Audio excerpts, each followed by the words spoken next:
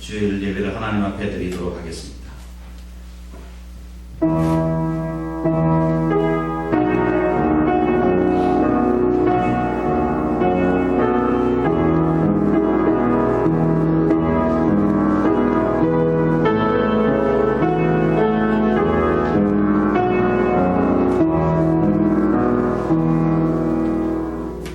만방의 조속들아 영광과 권능을 여호와께 돌릴지어다. 여호와께 돌릴지어다. 여호와 이름에 합당한 영광을 그에게 돌릴지어다. 아멘. 은혜로우신 아버지 하나님, 제대의 삶을 인도하시고 지켜주시니 감사를 드립니다. 크신 은혜와 높으신 뜻을 따라 저희들을 구속하시고 평강 주시기를 기뻐하셨지만 그동안 저희들은 거룩하신 아버지의 손을 따라 행하지 못하고 불순종하며 불충했던 저희들이었습니다. 이 시간도 가슴 속에 있는 불신과 근심의 찌꺼기를 품은 채로 주님 앞에 섰습니다. 이 시간 은총의 빛으로 어둠의 권세를 물리쳐 주시고 죄악의 요소들을 성령의 불로 태워 주시옵소서. 이 시간 임재하셔서 기뻐 받으시는 복된 예배가 될 수 있도록 은혜 베풀어 주옵소서. 예수님 거룩하신 이름으로 간절히 기도드리옵나이다. 아멘. 다 함께 일어나셔서 예수 우리 왕이여 찬양드리겠습니다.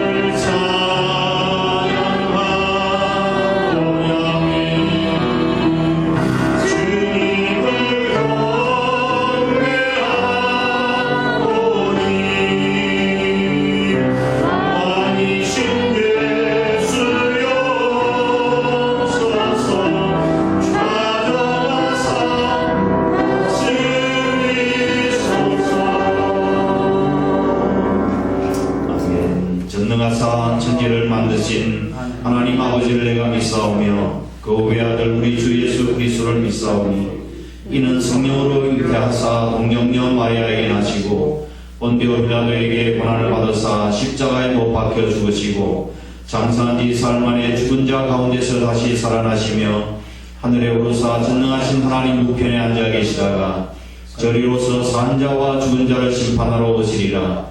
성령을 믿사오며 거룩한 공예와 성도가 서로 교통하는 것과 죄를 사하여 주시는 것과 몸이 다시 사는 것과 영원히 사는 것을 믿사옵나이다.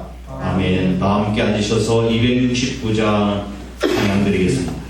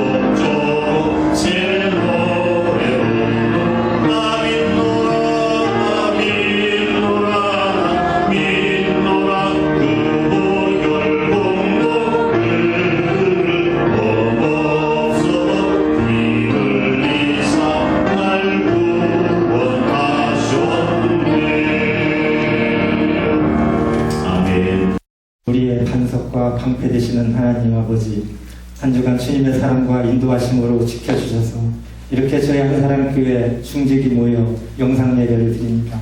우리 모두 나와 함께 예배 드리지 못함을 용서하여 주시옵소서. 3월 봄의 햇살이 온 땅에 가득한 것처럼 복음이 온 땅에 가득히 채워져야 할 계절에 코로나19가 전 세계에 또한 우리나라 전국으로 확산되는 심각한 사태를 맞아 견디기 힘든 상황에 처해 있습니다. 저희들을 불쌍히 여겨주시고 기억하여 주셔서 힘든 환난에서 구하여 주시옵소서. 코로나19 사태로 저희가 더욱 하나님을 두려워하며 하나님 앞에 겸손히 나아갈 수 있도록 인도하여 주시옵소서. 거침없는 코로나19의 확산으로 교회마다 예배가 중단되고 영상 예배도 드리고 있습니다. 코로나19의 확산이 속히 멈춰지게 하시어 온전히 예배드릴 수 있도록 인도하여 주시옵소서. 특히 대구와 경북 지역을 위해 기도드립니다. 우리 국민 모두가 분열이 아니라 힘을 모아 하나님께 엎드려 회개하며 나아갈 때 회복의 역사를 경험하게 하여 주시옵소서. 코로나19 극복을 위하여 일선에서 뛰고 있는 지도자들과 의료진 방역당국의 지혜와 능력을 더하여 주시어 최선의 방역이 이루어지게 하여 주시옵소서. 이번 사태로 우리나라의 사이비 종교와 이단의 폐해가 종식되어 악한 계획이 무너지게 하시고 온 나라가 이단의 왜곡된 진리에서 벗어날 수 있도록 인도하여 주시옵소서. 이 위기 속에서 예배의 소중함을 깨닫게 하시고 더욱더 경건에 힘쓰며 영적 부흥의 시간이 되게 하여 주시옵소서. 거룩하신 하나님 아버지, 주님의 핏값으로 세우신 우리 한사랑교회를 위해 기도합니다. 우리 교회가 이 지역 사회를 품고 성장하기 위해 주님의 은혜가 간절히 필요하오니 주님께서 풍성하게 채워주시옵소서. 죽어가는 영혼들이 예수 안에서 새 생명을 얻게 하시고 상처 입은 가정들이 치유되며 방황하는 심령들이 삶의 의미와 목적을 발견하는 희망의 재단 되게 하여 주시옵소서. 주께서 특별히 사랑하시는 이 재단에 기도와 영혼 구원의 불길이 가득하게 하여 주시고 주님을 향한 갈급한 심령들이 모두 치유되고 회복되는 놀라운 체험들이 나타나게 하여 주시옵소서. 오늘도 주님의 말씀을 두고 담에 서신 목사님을 주님의 권능으로 붙들어 주시고 힘있고 권세 있는 말씀으로 오직 하나님만을 주장하여 주시어서 그 말씀이 저희를 가슴 깊이 역사하시어 험난한 이 세상을 살아가는 동안 넘어지지 아니하는 믿음의 뿌리가 되도록 인도하여 주시옵소서. 예배의 시중을 위탁드리오며 예수 그리스도 이름으로 감사하며 기도드렸습니다. 아멘.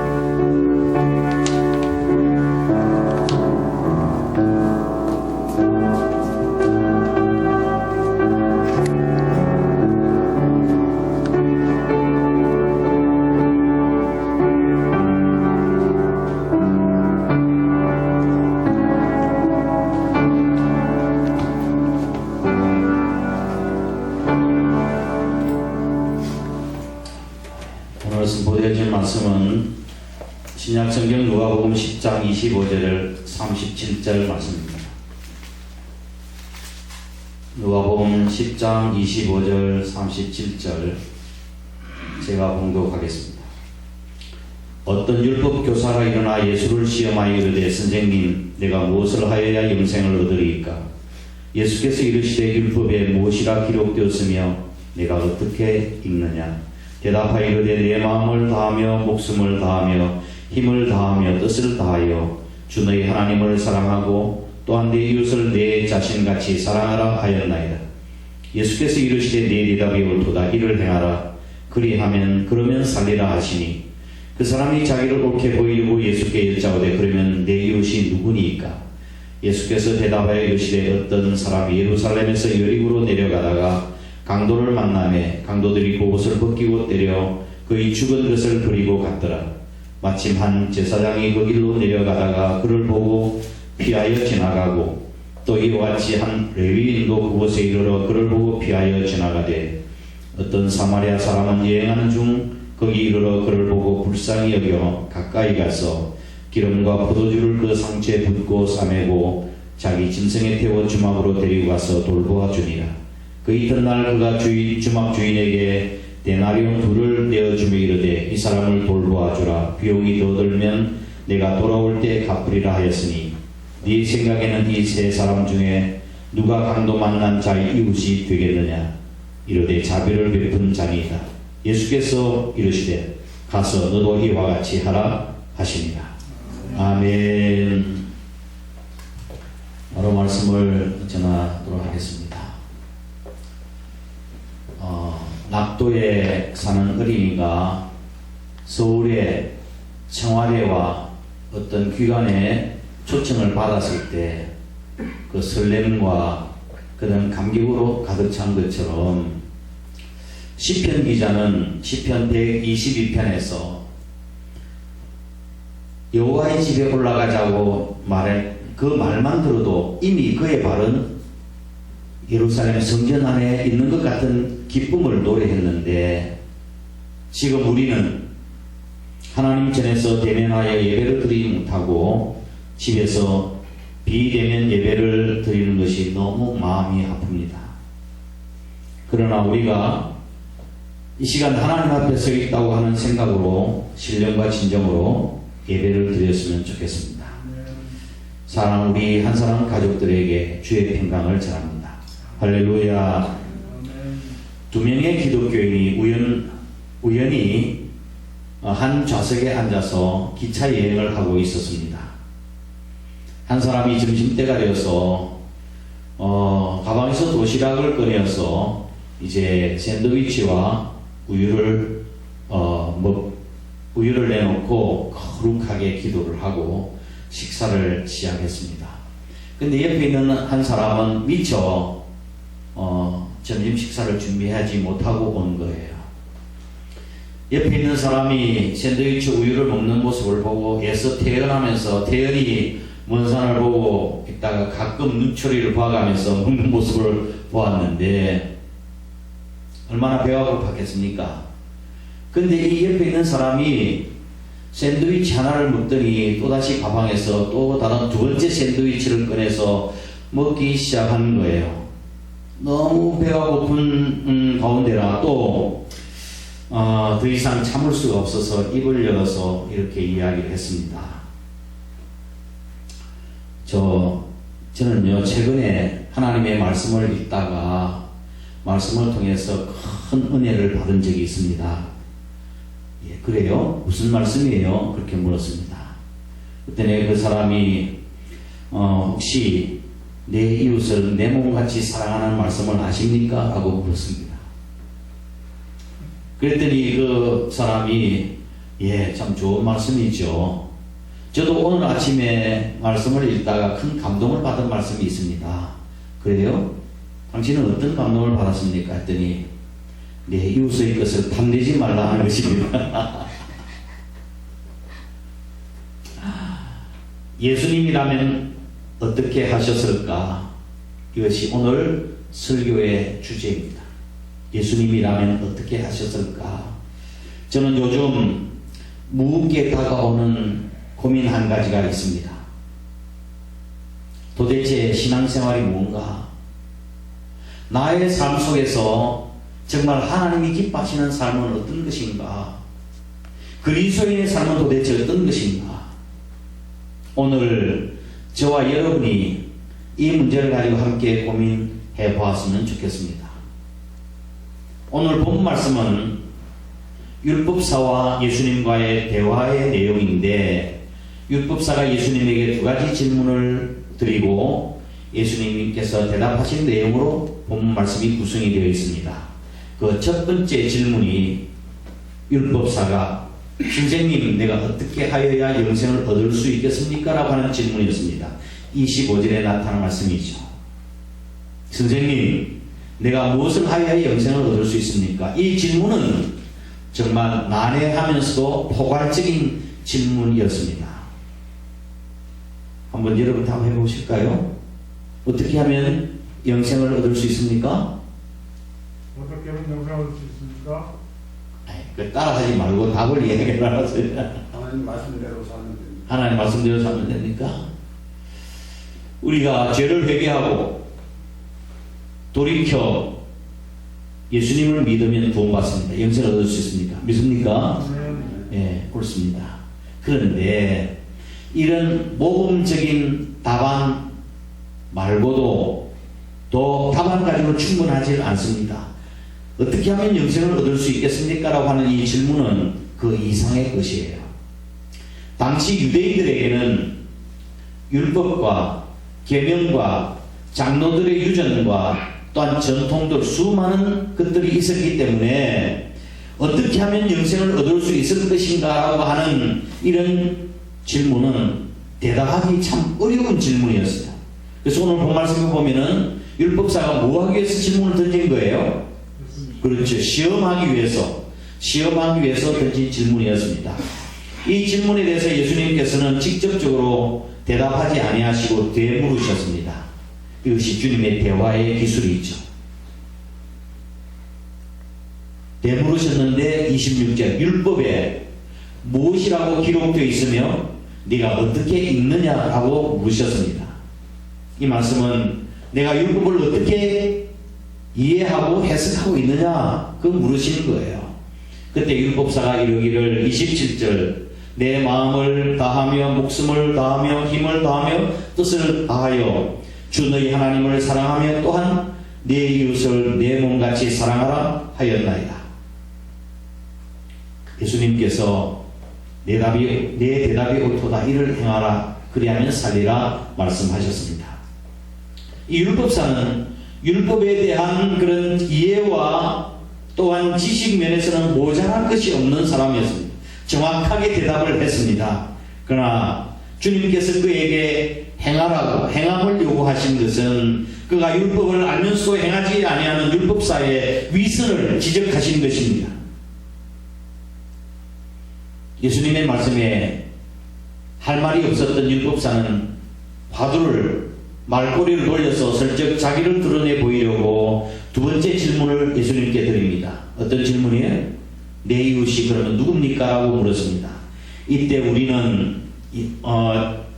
예수님께서는 우리가 너무나도 잘 알고 있는 선한 사마리아 사람의 비유를 말씀을 하셨습니다. 어떤 사람이 예루살렘에서 여리고로 가다가 강도를 만났는데 가지고 있는 걸 다 빼앗기고 두드려 맞아서 거의 죽음 상태에 이르렀습니다. 그때 마침 대제사장이 지나가다 이를 보고 피하여 가버리고 말았고 레위 사람도 모른 채 하고 지나가 버리고 말았습니다. 그런데 한 사마리아 사람이 그를 보고 상처를 소독해주고 싸매고 그를 주막으로 데려가서 치료해주고 또 주인에게 이 사람을 좀 치료해 주시면 좋겠다고 내가 지금 급하게 여행 중인데 내일 와서 치료비가 더 들면 제가 치료비를 드리겠습니다 라고 이야기를 했습니다.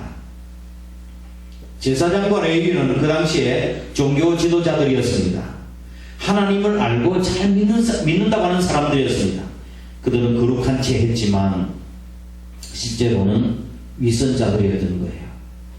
반면에 사마리아 사람은 강도 만난 자의 이웃이라고는 도저히 생각할 수 없었던 그가 오히려 그가 이웃이 되어 주었던 것입니다. 다시 질문으로 한번 돌아가 보겠습니다. 내 이웃이 누구냐고 묻는 율법사에게 또다시 주님은 되물으셨습니다. 선한 사마리아 사람의 이야기를 말씀하시고 난 뒤에 36절에서 내 의견에는 이 세 사람 중에 누가 강도 만난 자 이웃이 되겠느냐고 물으셨습니다. 자비를 베푼 사람입니다. 옳도다. 가서 너도 이와 같이 하라 말씀하셨습니다. 율법사의 두 가지 질문, 어떻게 하면 영생을 얻을 수 있습니까? 내 이웃이 누구입니까? 라고 묻는 질문에 대한 대답은 동일했습니다. Do this. 가서 행하라 였습니다. 율법상 내 이웃이 누구입니까? 물었지만 예수님께는 네가 가서 이웃이 되어주어라고 말씀하셨습니다. 율법사는 자기 중심, 나 중심이었습니다. 누가 내 이웃이 되겠습니까? 그러나 주님께서는 이웃, 너에게 초점을 두고 말씀하시고 계시는 것입니다. 오늘 본 말씀에는 두 가지 교훈과 세 가지 철학을 우리는 배울 수가 있습니다. 그 첫 번째 교훈은 무엇을 하여야 영생을 얻을 수 있겠습니까? 라고 질문한 율법사에게 예수님께서는 영생에 대한 새로운 지식이 아니라 말씀을 지키겠다는 의지가 중요하고 순종이 필요하다고 말씀하셨습니다. 오늘날 한국 교회들이 나는 더 이상 배울 것이 없다고 생각하는 그런 교만한 생각도 문제이긴 하지만 자꾸 더 새로운 것을 배우려고 하는 것도 문제라고 할 수 있습니다. 우리에게 필요한 것은 새로운 지식이나 새로운 이론이나 새로운 메시지가 아니라 실천과 순종과 행함이 필요한 것입니다. 지금까지 우리는 수없이 많은 것을 들어왔습니다. 중요한 것은 못 배워서가 아니라 행함이 없었습니다. 두 번째 교훈입니다. 주님은 우리가 이웃을 찾지 말고 가서 이웃이 되어주라고 말씀하셨습니다. 우리는 우리 입맛에 맞는 이웃을 찾아다닙니다. 내 입맛에 맞는 사람, 내하고 좀 무엇이 통하는 사람, 내가 그 사람 만나면 내가 무엇인가 얻을 수 있는, 유익할 수 있는 사람, 이런 사람들을 찾습니다. 그러나 주님께서는 입맛에 맞는 사람을 찾지 말고 가서 네가 어려운 사람의 이웃이 되어주라고 그렇게 말씀하고 있습니다. 영국의 경험주의자 프랜시스 베이컨은 이 세상에는 세 부류의 사람이 있다고 이야기했습니다. 첫 번째로는 이기주의자, 두 번째로는 개인주의자, 세 번째로는 이타주의자가 있다고 이야기했습니다. 이기주의 철학과 개인주의 철학과 이타주의 철학이 있는데 이것을 곤충에다가 비유했는데 거미와 개미와 꿀벌에 비유했습니다. 이기주의자는 있어서는 안 될 사람, 오늘 본문에 나타난 강도와 같은 사람이었어요. 함정을 파고 그물을 쳐놓고 먹이를 잡는 사람, 이건 바로 이기주의 철학을 가지고 있는 사람이에요. 두 번째로는 개인주의적인 인간은 개미와 같은 존재입니다. 있으나 마나한 사람이에요. 부지런하기는 해요. 그러나 자기만 생각하는 사람들이에요. 이 사람이 바로 오늘 보면 나타난 제사장과 레위인과 같은 사람이에요. 세 번째로는 이타주의적인 사람, 꼭 필요한 사람, 오늘 본문에 나타난 사마리아 사람과 같은 사람을 말합니다. 코로나19 사태를 통해서 이러한 사실을 우리는 확인할 수가 있어요. 다른 사람의 고통을 통해서 돈을 벌려고 하는 사람, 마스크 사재기를 하는 이기주의적인 인간이 방관만 하는 사람이 있어요. 다른 사람의 고통이 어떤지 별로 상관이 없는 사람, 내만 살피면 되는 사람. 그러나 국민들의 아픔에 같이 동참하고 있는 이타주의적인 사람, 꿀벌 같은 사람도 있습니다. 지난 13일 한 장애인이 파출소 출입문 앞에 노란 서류 봉투를 하나 두고 가버리고 말았습니다. 그 안에는 마스크 11장과 손편지가 들어있었습니다. 그 손편지는 이렇게 써 있었습니다. 회사에서 받은 마스크를 조금 나누려고 합니다. 부자들만 하는 게 기부라고 생각했는데 제가 뉴스를 보고 저도 할 수 있구나, 저도 도움이 되고 싶어서 용기를 냈습니다. 너무 작아서 죄송합니다 라는 손글씨가 쓰여 있었습니다. 어떤 택시기사 분은 퇴직을 하면서 받은 퇴직금 전체를 다 사회다 기부운동에 동참을 했습니다. 서울의 한 주민센터에 부산에 온 택배가 도착했는데 택배 안에는 손편지와 함께 마스크가 100장이 들어있었습니다. 부끄럽고 감사한 마음에 마스크를 보냅니다. 작게나마 어려운 사람들과 함께 나누기를 바랍니다. 이 사람들이 꿀벌과 같은 사람이고 이타주의적인 철학을 가진 사람이고 선한 사마리아 같은 사람입니다. 우리는 선한 사마리아 사람 같은 철학을 가지고 살아가야 하겠습니다. 아멘. 그러면 우리는 실천할 수 있는 것이 무엇인가? 저는 오늘 우리 사랑하는 식구들에게 세 가지 운동을 제안하고 싶습니다. 3기 운동. 3기 운동 첫 번째 기도입니다. 지금 코로나19에 감염된 사람들을 우리가 정죄할 것이 아니라 기도해주고 도와줘야 할 사람입니다. 그들도 강도 만난 사람들입니다. 물론 그것을 숨기고 그 다음에 퍼뜨린 나쁜 사람들도 있지만 자신도 모르는 사이에 감염이 된 사람, 그것을 모르고 돌아다녔다 할지라도 우리는 그 사람들을 정죄할 것이 아니라 속히 치유가 될 수 있도록 기도해 줘야 할 사람입니다. 바이러스 감염으로 인해서 자기가 다니는 회사가 한동안 폐쇄가 되고 가족들과 이웃들이 바이러스 전염이 된 것 때문에 모두가 나 때문이라고 자책하는 사람들이 많습니다. 지금. 그리고 완치가 되었어도 완치가 된 후에도 트라우마 상담을 하는 사람들이 점점 증가하고 있다고 합니다. 그런 사람들에게 우리가 기도로 도와줘야 하겠습니다. 두 번째, 기부의 삶입니다. 두 번째, 기부의 삶. 장애인 기부 소식이 감동을 받아 전국에서 소규모 기부 운동이 일어나고 있습니다. 우리 교회도 이에 동참하고자 합니다. 물론 우리가 빚도 있고 이자도 갚아야 되겠지만 우리도 할 수 있어요. 지난 주간에 제 아내가 생일을 맞이해서 각 기관에서 목사님과 사모님 식사 한 끼를 하시라고 금일봉을 제 아내에게 주었습니다. 그걸 받고 제 아내가 이 금일봉을 기부운동에 사용했으면 좋겠다고 이야기했습니다. 좋다고 잘 생각했다고 그렇게 이야기를 했습니다. 우리도 할 수 있습니다. 아마 이제 이번 주간에 나오는 11조 헌금은 하나님께 드려지는 것이지만 감사헌금이나 선교헌금 중에서 보고 같이 우리가 이웃에 동참했으면 좋겠다는 생각을 가지고 있습니다. 세 번째 기는 기념비적인 삶입니다.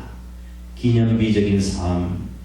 선한 사마리아 사람은 이름은 비록 기록되어 있지 않지만 우리도 그 사람과 같이 기념비적인 삶을 살았으면 좋겠습니다. 선한 사마리아 사람의 이야기는 오늘도 내일도 앞으로도 계속해서 설교로 전무되어질 것입니다. 성경이 없어지는 그날까지. 그런데 저는 왜 오늘 본 말씀에서 이 선한 사마리아 사람의 이야기가 기록되어 있을까 한번 깊이 생각해 보았습니다. 복음서에 왜 이 선한 사마리아 사람의 선한 사마리아 내용이 기록되어 있을까 묵상하다가 강도 만난 제 이웃이 되어준 선한 사람의 이야기는 바로 십자가 사건과 연관되어 있다는 사실을 깨닫게 되었습니다. 선한 사마리아인의 섬김과 사랑의 극치가 바로 우리 주 예수 그리스도의 십자가에서 보여주신 것입니다. 예수님께서는 강도 만난 인생을 품에 안으시고 사비해 주시고 치유해 주셨습니다. 예수님께서는 선한 사마리아인이셨습니다. 율법사가 내가 어떻게 하여야 영생을 얻을 수 있겠습니까? 라고 질문한 율법사의 대답은 선한 사마리아인에서 찾을 수 있습니다. 요한복음 17장 3절 말씀을 보면 영생은 유일하신 하나님과 곧 그의 보내신 자 예수 그리스도를 아는 것입니다. 할렐루야. 예수님께서는 선한 사마리아인으로서 사셨습니다. 말씀을 정리하도록 하겠습니다. 최근에 읽었던 글 가운데서 너무 감동이 된 글이라 여러분과 공유하고 말씀드리고 싶습니다. 폴이라고 하는 한 회사원이 뉴욕에서 한 중요한 미팅을 마치고 이제 공항으로 가려고 거리를 나섰습니다. 일행들과 함께. 근데 그날이 마침 금요일 오후 시간이라 트래픽이 무척 심했습니다. 교통 체증이 많아서 택시를 잡는다고 하는 게 너무 어려웠습니다. 30분, 40분이 지나도 택시를 잡을 수가 없었습니다. 아마 이 시간대에 택시를 잡는 것은 마치 불가능한 것처럼 여겨졌습니다. 그런데 마침 빈 택시가 오는 것을 보고 동료 중에 한 사람이 급히 뛰어가서 그 택시를 붙잡았습니다. 그런데 문제가 생겼습니다. 급하게 뛰어가는 바람에 길가에 가판대에 장사오는 노점상에 야채 과일 박스를 건드리는 거예요. 그것이 떨어지고 과일과 야채가 땅에 뒹굴고 말았습니다. 그런데 폴이라는 사람의 일행은 누구도 그걸 거들떠보지 않고 택시를 잡기에 급급했습니다. 폴은 그 자리에 섰습니다. 택시를 타지 않고 그 자리에 머물러 있었습니다. 택시 안에 동료들이 외쳤습니다. 빨리 오라고, 빨리 오라고. 지금 이 택시를 잡지 않으면 비행기를 놓친다고, 빨리 오라고. 근데 폴은 그냥 먼저 가시라고, 먼저 가라고 하고 억지로 떠나보냈습니다. 그리고 노점상 할머니에게로 다가가니 그 할머니는 울고 있었습니다. 근데 자세히 보니 시각장애인이었습니다. 앞을 보지 못하는 시각장애인이었어요. 만약 눈이 생겼다고 한다면 얼른 과일과 야채를 주워 담을 수 있었겠지만 앞을 보지 못한 할머니이시니 어떻게 그럴 수 있었겠습니까? 폴은 혼자 앉아서 울고 있는 할머니를 위로해드리고 과일과 야채를 다 거두어서 박스에 담기 시작했습니다. 이때도 폴 곁에 수많은 사람들이 지나갔지만 울고 있는 할머니와 폴의 행동에 대해서 또 아무런 관심도 없었습니다. 마치 제사장과의 일처럼요.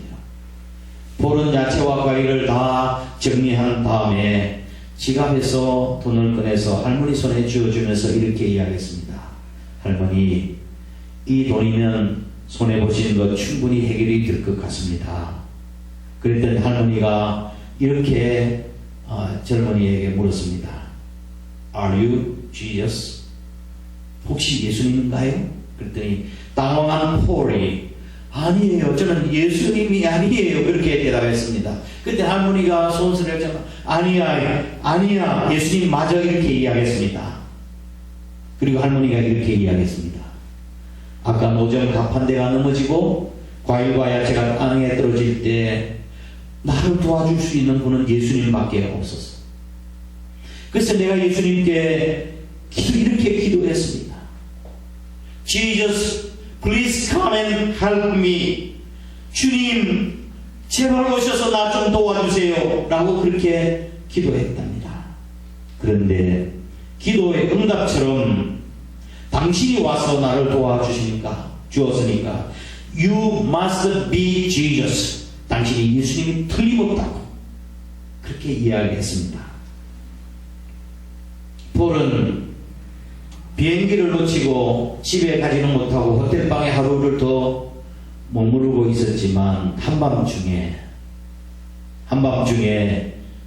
폴은 자기 자신에게 이렇게 질문을 던졌습니다. When the last time someone confused you for Jesus? 어떤 사람이 당신을 예수님 같다고 착각할 때가 그때가 언제였느냐 하는 질문을 던졌습니다. 코로나 바이러스 19로 마음이 아프고 심란합니다. 시간 가슴에 손을 얹고 제 자신에게 물어봅니다. 나는 정말 작은 예수인가? 나의 삶의 방향과 목적은 정당한 것인가?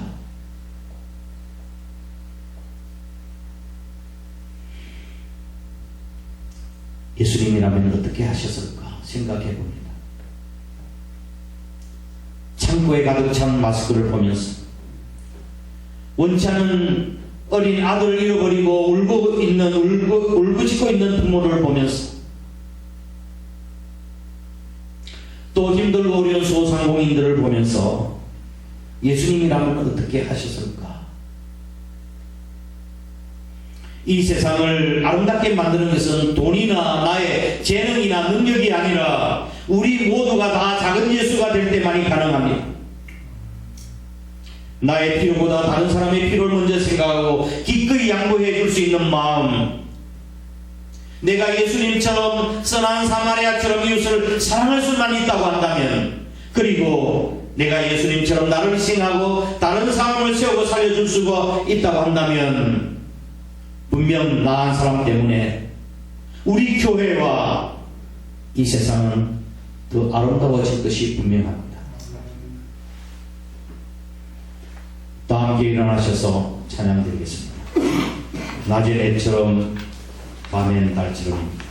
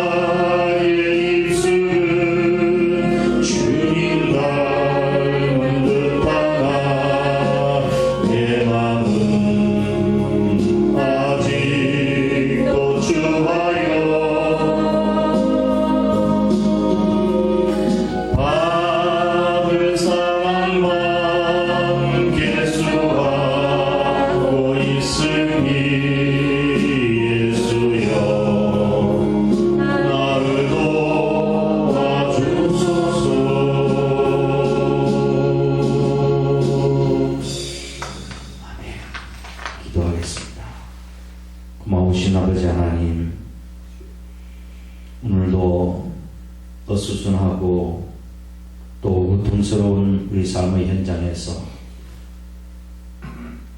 예수님이라면 어떻게 하셨을까를 생각하며 말씀을 상고할 수 있도록 은혜를 허락해 주신 것을 감사를 드립니다.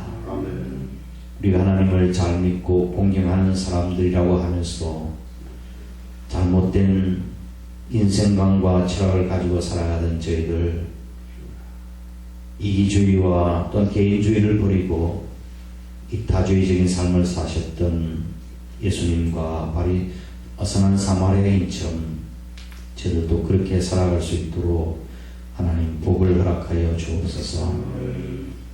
이 세상을 보는 관점과 이웃과 내 자신을 보는 관점이 변화되고 달라질 수 있도록 축복을 허락하여 주옵소서.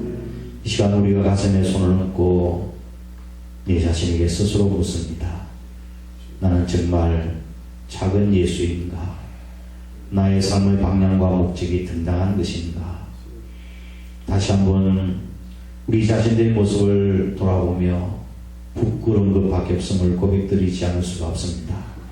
주님, 저희에게 다시 한번 은혜를 주셔서 정말 주의 영광을 위해서 세상의 소금과 빛의 사명 감당해 나가는 저희들 되게 도와주옵소서. 우리가 고통당하는 이 나라 민족을 위해서 기도하게 하시고 또 나누고 베푸는 삶을 살아갈 수 있을 뿐만 아니라 정말 하나님 앞에서 기념비적인 삶을 살아갈 수 있는 저희들 되게 도와주옵소서. 그렇게 살겠다고 하는 의지와 각오를 가지고 이 시간 저희의 주님 앞에 일어섰습니다.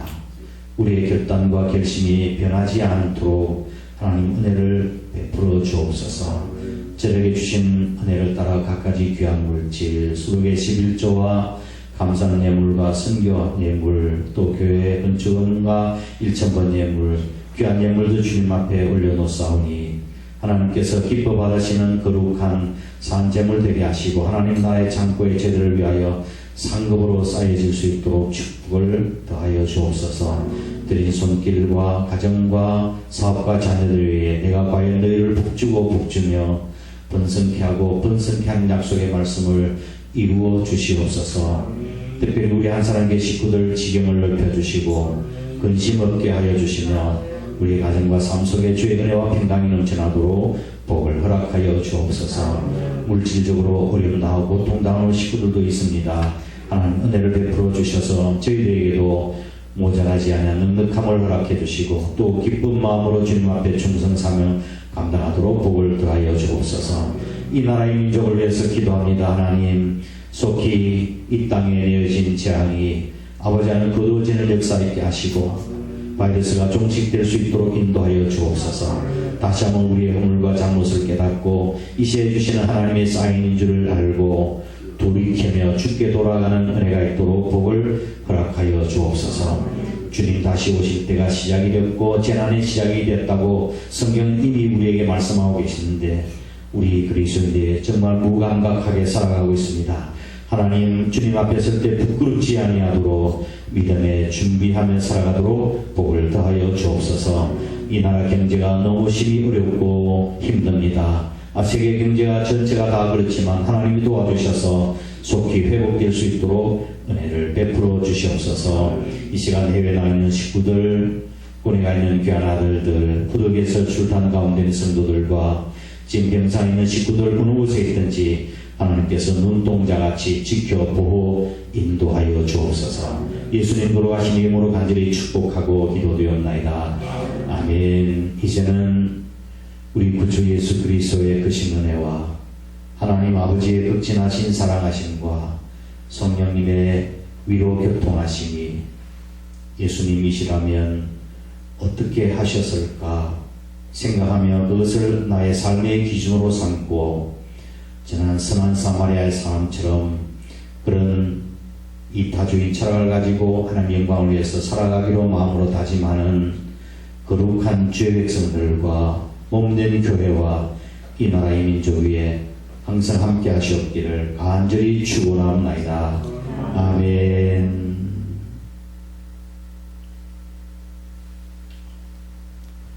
대회를 마쳤습니다. 수고하셨습니다. 하나님께 영광을 돌리겠습니다. 할렐루야.